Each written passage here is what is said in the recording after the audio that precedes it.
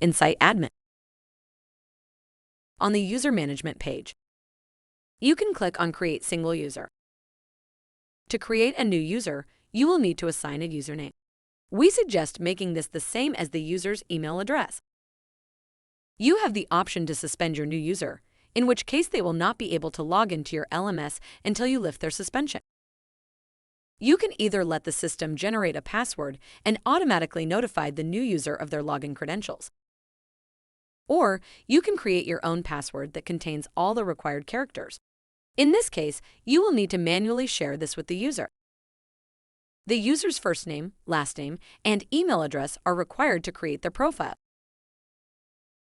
All other input fields are optional. Once you've entered all relevant information to complete the new user's profile, you can click on Create User. Your new user will then be added to the LMS.